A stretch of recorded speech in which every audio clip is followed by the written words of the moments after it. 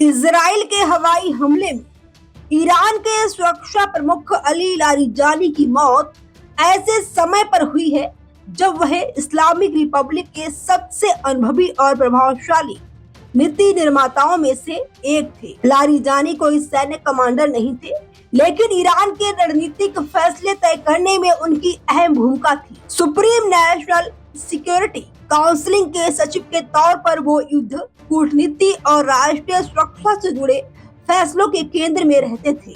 उनकी बात को सिस्टम में खास महत्व दिया जाता था, खासकर अमेरिका और इजराइल के साथ ईरान के टकराव को संभालने में। 28 फरवरी को सुप्रीम लीडर अली खामेनेई की मौत के बाद लारिजानी का रुख काफी सख्त था और उन्होंने संकेत दिया था कि ईरान लंबे संघर्ष के लिए तैयार है।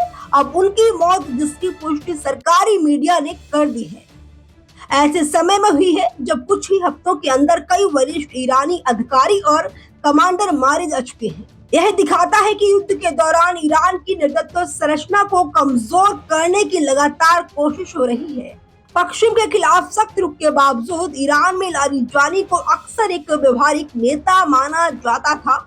अब उनकी मौत, जिसकी पुष्टि सरकारी मीडिया ने कर दी है, ऐसे समय में हुई है जब कुछ ही हफ्तों के अंदर कई वरिष्ठ ईरानी अधिकारी और कमांडर मारे जा चुके हैं।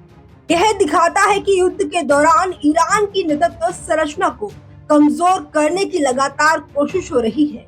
पश्चिम के खिलाफ सख्त रुख के बावजूद ईरान में लारिजानी को अक्सर एक व्यवहारिक नेता माना जाता था। वो विचारधारा के प्रति वफादारी और तकनीकी समझ दोनों का संतुलन रखते थे और बयानबाजी के बजाय सोच समझकर रणनीति बनाने को प्राथमिकता देते थे। पश्चिमी देशों के साथ जुड़ने को लेकर वो संदेह में रहते थे, लेकिन इसके बावजूद जो कई अहम कूटनीतिक कोशिशों में शामिल रहे, जिनमें चीन के साथ ईरान के लंबे समय के सहयोग समझौते में दूत की भूमिका निभाना भी शामिल है।